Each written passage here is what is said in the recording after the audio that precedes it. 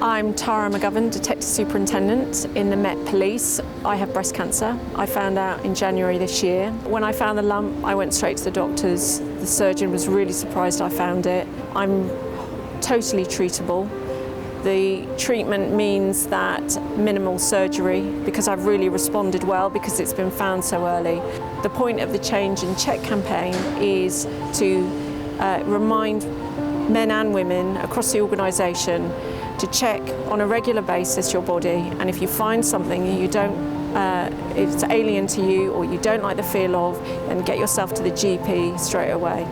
When I saw the Change and Check campaign on ITV, I contacted the programme straight away because I knew it worked really well in the Met, and they've been so brilliant in their support. They've given us 10,000 stickers. They're across all the buildings in the Met, and then to launch our campaign they've come here, they've done live filming. I've had Helen, who's the executive producer, who's also going through breast cancer, Lorraine, Dr. Hilary. So for me it was absolutely brilliant, and we all was kicked off the campaign with a really positive message. Check yourself regularly, and if you find something you don't like, get it checked out.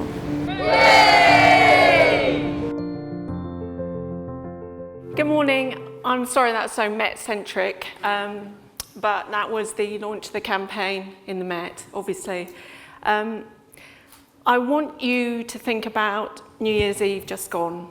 So Monday the 31st of December, 7:45 in the evening, what you were doing. You might have been at work, you might have been getting ready for a party, or you might have been at home with friends and family. I was sat in the doctor's surgery. I was discussing a lump I'd found in my breast 2 days before. Within 2 weeks, it was confirmed that I had breast cancer, and my life was literally turned upside down. So the NHS team, who are brilliant, who've been looking after me, say my prognosis is excellent. And the reason for that is I found my lump really early. When I was 11 years old, my mum died of breast cancer. She was 42.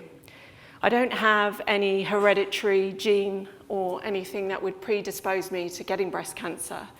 So when I was in my early 20s, I went to see my GP, and I said, what can I do about this situation? And she spoke to me about checking myself regularly, looking for signs of breast cancer. And she taught me how to check my breasts at that time. And every month, pretty much, since my early 20s, I've been checking myself for signs of breast cancer. So on Saturday morning, the 29th of December, it was my time of the month to check my breasts. Got up, made a cup of tea, got back into bed, started doing my usual check, and I felt a lump. I felt it. I knew myself well enough to know it was alien to me. I have to be honest that I assumed 100 positions to hope that actually what I was feeling wasn't what I was feeling, but actually I knew. So as soon as I could, which was the Monday, I made an appointment and I went to see the doctor. So when I found out I had breast cancer and it was confirmed, my treatment program was set for me. And I started on chemotherapy, and I started really quite quickly. And for those of you who've had chemotherapy, it's pretty horrific, a very aggressive treatment, but it's really effective. And when I started my treatment, I started chatting to my friends about how I'd found my breast cancer, and I said, about checking yourselves. And what they were saying to me is, well, they don't actually check themselves. They never get round to it. Or they don't get round to it, or they don't know how to do it. And some of them that are old enough to go under the screening program, which I'm not, just to say. So actually, I've been told so many times that I'm very young for breast cancer, and so, it's quite nice to hear, Every cloud. When I've asked them and talked to them about it, they haven't got round to doing it. And I was thinking, on my path, whilst it's going to be a difficult year, 2019, I'm going to be absolutely fine. And it's going to be a memory that I can sign to history. So I really wanted to raise awareness about how important it is to check yourself. So I think it was after my second round of chemo, I sat at home one morning having my porridge, watching daytime television, which is another silver lining. And the Lorraine show came up, the Lorraine TV show, and they had started this campaign, and it's the stickers, changed and check, you've all got one in front of you.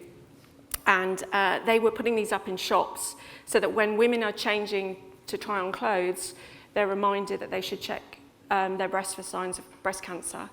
And I thought this would be brilliant in policing, because most of our staff come in and get changed. So I contacted the Lorraine show and persuaded them that it would be a really good idea to support policing in the UK. So we started with the Met. They gave us 10,000 stickers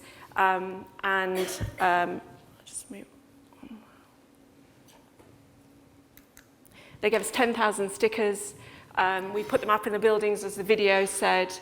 That video that you saw, we released on the day of the launch, which was in May.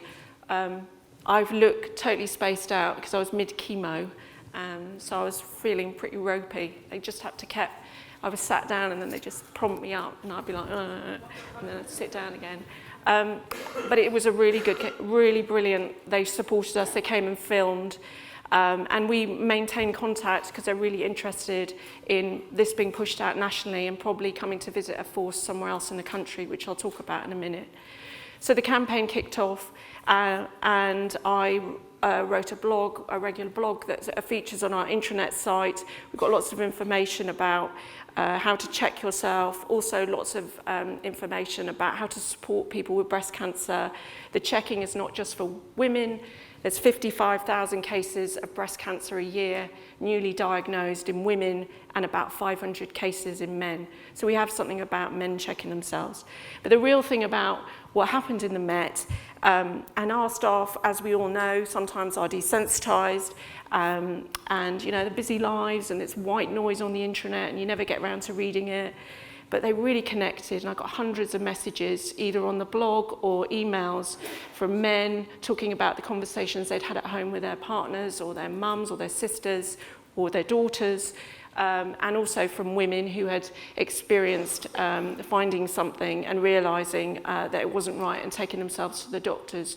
So it was really, really, really successful, and I was absolutely delighted. The media picked it up as well. Not only was I on Lorraine, I was on Loose Women. So I've totally made it. And there was a lot of media coverage as well. And then some of the responses that we got, especially from our community in London who were contacting us to say, you know, it touches them as well. And one of the really powerful things, and we get a lot of stick in policing, and the Met, when I transferred in, it was quite amazing, some of the negative publicity we can get. But actually a lot of our community really care about our staff and our officers, and they were delighted to see that this was going on and that we were investing in our people. And that's some of the overwhelming feedback I got. So that was the campaign, and whilst I was running the campaign, a lot of women started to contact me, and people in general in the Met, who either had cancer, had breast cancer, or were going through it, or were looking after somebody. And they were brilliant. They were giving me ideas about how to manage some of my side effects, and you know, just a bit of a rah-rah, you're going to be all right type thing. And it really struck me about how important it is to have people around you who understand what you're going through. And as I've mentioned before, I'm quite young for having breast cancer. So when I go for treatment, there's a lot of people in the room, and I normally bring the average age down quite a lot. And some of the things that are of concern to me aren't really a concern for them, and it's not something that we end up having a conversation with. So I set up Breastmates in the Met. I got the women together. We've had a few meetings. I've got them together. There's men as well who come and talk about their partners and how they're trying best to support their partners. And we talk about all sorts of different issues. We provide each other with support. We're setting up buddying, so when newly diagnosed people have somebody who will contact them from the organisation and talk to them about how things will work with policy and their you know, within the workplace and what they can and cannot expect. Also some tips about how to manage treatment. There's lots of different types of breast cancer, and I mean, there's over 10 different types, and all the treatment is personalised, so the different outcomes and some of the challenges that women are going through with breast cancer are quite amazing, and it was really difficult to hear sometimes how the organisation had treated them, and not because of policy, but because line managers didn't really understand or know what they were doing. And so some of that I've gone and ironed out, but we're going to work towards making sure that doesn't happen in the future.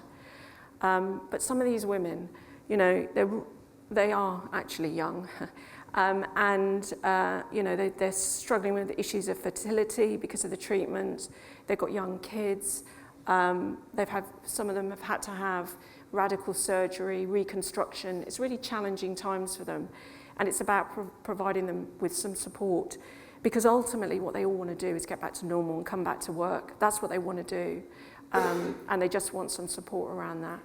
So you're probably wondering why I'm telling you all this and why I collared the top team to say, please give me some time on the stage. And I know I've overrun, and I'm sorry about that, but I'm carrying on anyway.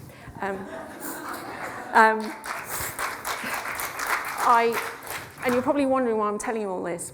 Well, I really want you to go back to your force, and I want you to run the campaign. Well, actually, I want you to do 3 things. I want you to take your sticker today and go home and talk to every single person, woman, man in your life that you love, and tell them to regularly check themselves. This tells you exactly how to do it. There's no excuse. So that's number 1. Number 2, I want you to think about running this campaign in your force. ITV have very kindly said that they will provide us, every single force, with stickers, and I will coordinate that for you back in the Met, and I'll give you some details about how to go about that. I've also got the media department in the Met to create a toolkit for every single media department across the country. In it is all the information that you need to run a campaign, how to check yourself, some information from oncologists, stuff around rights of people, how to tips for line managers, my blog if you want to use it, but you may want to do something more local to you. And I'm sorry, it talks about the Met. And I also know you're probably thinking, a Met officer with a load of stickers. Don't like the sound of that. But if you look at this sticker, there is nothing on it about the Met, I promise. So that campaign is open to you. It's Breast Cancer Awareness Month in October, so it's a great opportunity for you. It's all ready to go. All you need to do is contact me, and I will make sure that your media people have access to what they need, and I will order your stickers for you through the ITV. The third thing I'm going to ask you to do is breastmates. I transferred into the Met from Hampshire, and had I been in Hampshire when I got breast cancer, I think probably right in saying 1 or 2 people may be affected on the numbers at any one time. So I've got a whole posse of women and men around me in the Met because of the size of it. And I was really conscious that maybe other forces wouldn't have that. So I wanted breastmates so that we could reach out across the country. And where's Emma? Emma is our gender lead for the Superintendents Association, and I've been working with Lucy, who's head of media for this association, about making this a national group so we can contact each other. And I can coordinate that. I'm off work at the moment, so I've got loads of time on my hands, and I'm so passionate about this. So what I would ask you to do is consider setting up breastmates. We've got Bump for you, and I'm working on sponsorship, so you can have pens and mugs and all the things that are really important. But there is that opportunity for you to think about that within your force or regionally, and we can organise that. And Emma's going to help me coordinate, aren't you, Emma? Brilliant. So you heard it here. Okay. I may not have convinced you. You may want to think about it. But before you do decide, I just want to play this last video. And this is from some of my breastmates in the Met. Breast cancer is something that, nobody thinks is going to happen to them. People often say that if you can face chemotherapy, then you're strong enough to cope with anything. It's a common misconception that women will only be affected by breast cancer when a lot of men will be affected by breast cancer. In fact, 500 men a year are estimated will die from breast cancer. It's a bit of a really unknown, scary time. I never could have imagined that one day I'd be stood in front of the building I'd worked at for years and yet feel terrified to walk inside. I really feel I would have benefited from having someone who'd been through what I was just about to go through. Breastmates has been a life changer. I now realise that I'm not facing these everyday challenges alone. To have someone beside you who's been through it and, as I say, gets you. Also to understand how work can help you, your experiences. It's my hope that as Breastmates grows, no one who faces a future diagnosis of breast cancer will feel how I did that day trying to return to work. Great idea, brilliant work by everyone involved. Let's get this spread up north, east, south, west. Get involved, look out for the stickers and check your breasts. Did I mention I work for the Met Police? So that's the message to you. What I'd really like you to do is do those 3 things I asked you to do. If you would like to, that's my email address. There's only one Tara McGovern in the Met. And at the back of the room, you may have noticed the Breastmates logo banners. I've got Breastmates who've come up from the Met who are happy to talk to you, take your details if you want to give them at the back. It's Polly and Lydia, who I can't see right now, but they are milling about somewhere, probably having a cup of tea. And they're brilliant women who have come up on their day off because they are as passionate about this as I am. So I want to get you all to, this is audience participation, and I'm sorry. You've all got your sticker. Can you all hold up your sticker so that we can use this?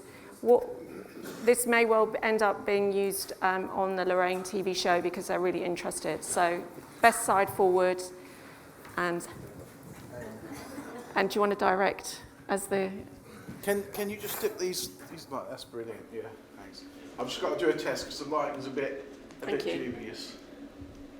Stand there. Yeah.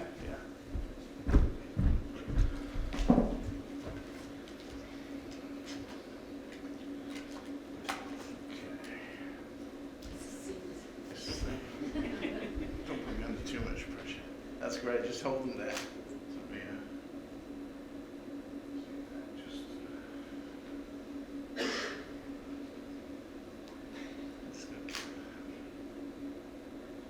Oh yeah, that's much better. So just hold them right high, please, folks. Tara, can you just hold it out and sort of... That's great. So you're going for 3, 2, 1, nice and high. That's great. They're very fine. Right up in the air, just wag them at me. That's lovely. That's lovely. You can see everyone at the back there. I'm just going to do a couple over here. That's great. Thank you, guys.